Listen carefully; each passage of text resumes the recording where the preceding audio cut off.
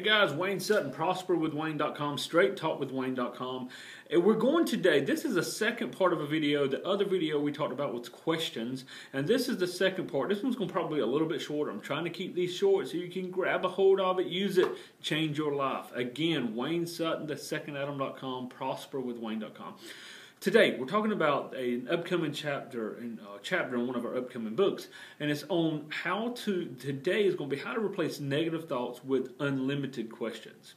See, it's our thoughts, our emotions as you hold on to an emotion. I'm going to try to do this a 6 hour sermon or 6 hour seminar in about 3 minutes here, so we're going to compact it. Hang with me. What an emotion does is it brings in this feeling, multiple emotions form thoughts. An emotion takes place, initial automatic response. You see something, you hear something, you feel something, and you have an emotional reaction to it. The emotions are first. Then the emotions will validate or bring forth a thought. And a number of emotions will form thoughts, and your thoughts form your beliefs, and your beliefs form your actions form your life, etc., etc. So if we can hold on to or let go of certain emotions. But one way, once the emotion has already grabbed a hold of you, and emotion has given you a thought, you can replace the thought with a question. When you replace the thought with a question, all of a sudden it loses its power against you, and it begins to open up possibilities. I'm going to give you a few questions. I'm going to give you 2 or 3. That's it. If you're coaching with me, you're going to get a lot of these. And we're going to open up realms in your life you've never thought possible. If you're not coaching with me yet, coach with me. Think about it. So, prosperwithwayne.com, success coaching with Wayne, and we can go from there. But now, here's a few questions. Whenever you have a negative or unproductive thought, negative or unproductive, there's a problem, there's a situation, and you're trying to find a solution, go immediately to a few questions, and not only will your unconscious mind usually bring you the answer, but you control your emotional state, your state of mind during the process. One of them is, what is it that I'm not getting about this? What is it I'm just not getting? I don't understand. There's something I'm not understanding about this. When you can go into that question, what is it about this situation? Maybe you and your spouse have had a blowout argument. Maybe you've received some bad news from a vendor, or maybe a customer left you, whatever it may be. What is it about this that I'm not getting? At one point, I had a great coaching client who was with me for over a year, and all of a sudden, they disappeared.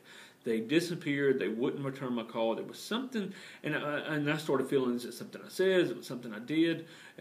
But I had to stop, and I had to use my own medicine. What is it about this I'm not getting?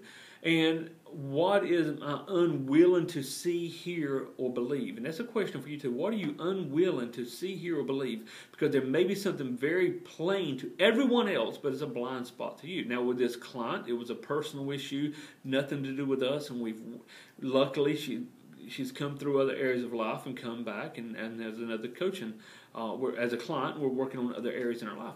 But for her, that was a personal issue, but for other people, maybe there is something I'm missing. What do I need to see? And so with you, with your clients, with your customers, with your family, with yourself, the man or woman in the mirror, and that's a great place to start, what is it that I'm missing?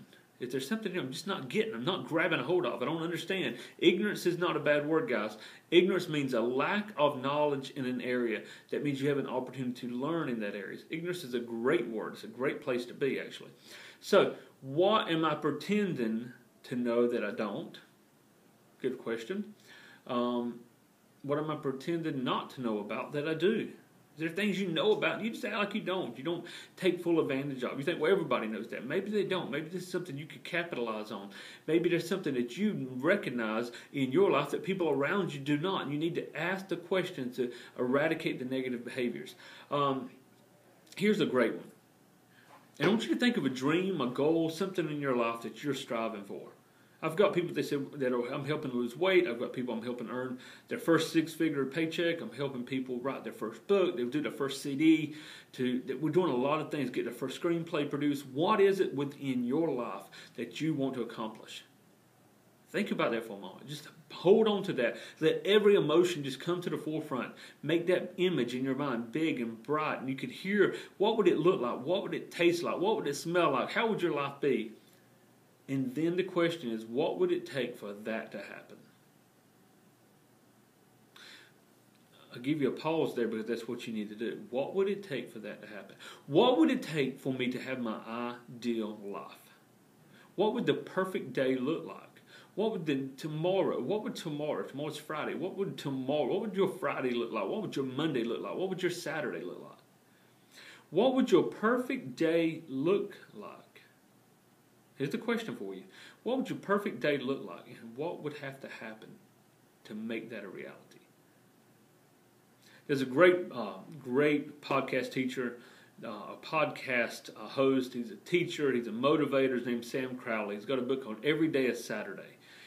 Years ago, Every Day is Saturday. And his story, he's a great storyteller. And his book, his audio book, his teachings, his podcast has motivated me in many areas. Every day is Saturday. For him, that's what his ideal day would look like. Time with his family, time with his daughter. Every day would be Saturday. And so, Sam, thank you and for pouring into the people you've poured into. But I'm going to ask you the same question. What would your ideal day look like? What would your dream be? How would it look if you had that much money in the bank, or if you had that car, or that job, or that person, whatever you were trying to accomplish? What would that look like? And then the question is, and here's the great question, and I'm looking forward to getting this book out. What would it take for that to happen? And once you answer that, maybe it's one word, maybe it's a paragraph, then ask again, what else? What else? And ask that what else question 2 or 3 times till you have everything answered. And then look in those whether several sentences or several paragraphs, and highlight the areas, highlight the areas that really stand out. This is something I need to accomplish. You'll usually see it's more than one step, but it's probably not more than 4 or 5 or 6. And then on each one of them, what would have to happen for that step? Let's say you had 5 steps and 2 sub-steps for each one. Now you got 15 steps, and you can have your ideal life. But it begins by asking the right question.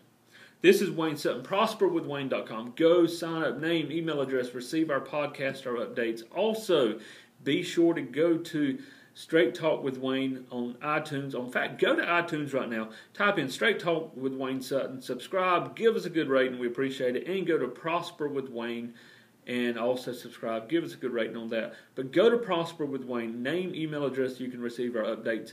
I bless you. I honor you. Until next show, go forth and prosper.